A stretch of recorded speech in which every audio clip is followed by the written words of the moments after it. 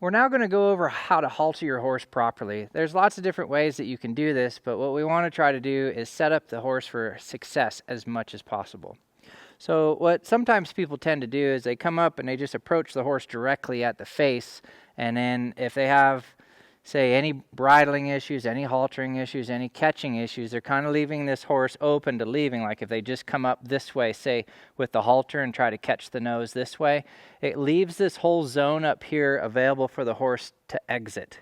So what I like to do here before I even approach my horse is I want to get my equipment ready. And ready would mean my lead rope's over my arm, I have my halter untied, and I'm holding it by the tie end. Now this works the same if you're using a buckled halter. You just hold the buckle over here, and then you'd hold the strap just like so. All right, because what I'm going to do is I'm going to reach underneath his head to catch him, and then I'm going to take my right hand over his neck, and I'm going to take this piece, the long piece, and that's going to help catch the horse in this loop area. And then if he were to try to leave or lift his head too high or something, I have the ability to kind of block him or slow that down if he were to leave. So what I'm going to do is I'm going to come up here and I'm just going to rub on him, and then I'm going to reach underneath with my left hand, reach over the top with my right. And then what I'm going to do is I'm just going to shorten up over here on my right, and I'm going to kind of turn my halter so my knot is on top of his nose, the left knot. And then as it comes on, I'm going to rotate it just a little bit. Now, if your horse is a little nervous or something and his head's up like this, that's fine. You can just catch him as is. But what I'd like to do is encourage my horse to lower his head. So you're going to have certain situations here. Maybe you know your horse is a little hard to catch. Probably just kind of catch him as he was there, get this tied, and then ask him to put his head down. Now, if you've been catching him a lot and he's good, you might go ahead and just ask him to have good manners here and come all the way down like this before you tie him. But you'll just have to make that judgment call. So then what I'm going to do is I'm going to kind of tighten this up so it comes up high on both sides and slips in behind this jaw. Then I'm going to push this up here tight, my loop. And what I like to do, there's a couple different ways you can tie this, but in general, what I want to do is I want to tie my knot around this loop. So what I do is I make a letter D. So this is the back side of the D. Come around like that.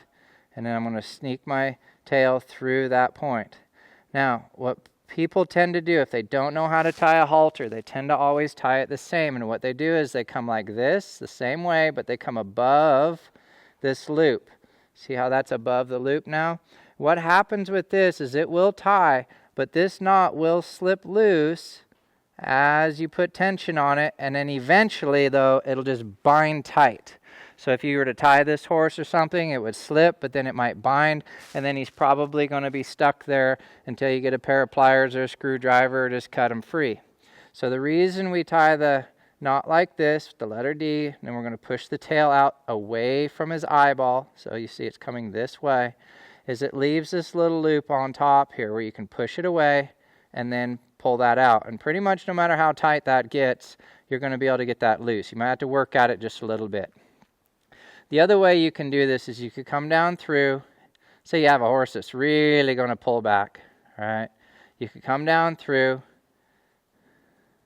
and then do the same thing, same knot. So you can come around that loop and you can come back around through here, and then you're going to tie this off. And what that does is that puts an extra leverage point up here, so it takes the leverage off of the knot.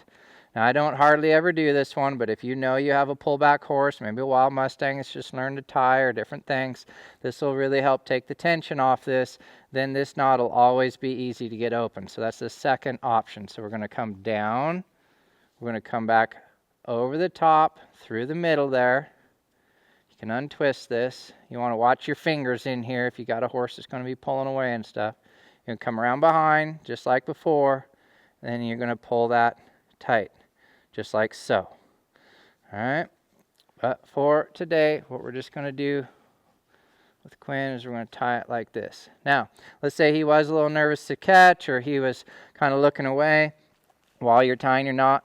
Real important, just ask him to come back down in here and get soft. And what I do is I just take my fingers, I just kind of pinch over here on the top. Now, some horses might come up into that pressure, they might panic a little bit or something. What you want to do is just maintain the pressure here until he yields, and you just let up. So you're going to grab, let up, grab, let up. It doesn't have to be much, but it has to be enough that it gets his attention. Now, if he were to panic or something and pull away, what you could do is as he leaves, you could take some tension on this halter here. See how I have my fingers here on the side of the halter and then my hand was here. So let's say I wasn't as tall or he was taller than I was and this hand had to release, then this hand could stay. The next step would be to then take this hand here and come to my lead rope. And then I have all this out here if he were to keep pulling away for some reason. But ideally, I just take the corner here of the halter a little bit with my fingers, just lightly. I'm not trying to force him down. I'm just trying to make it hard for him to stay up there. And as soon as he does, I'll just soften there.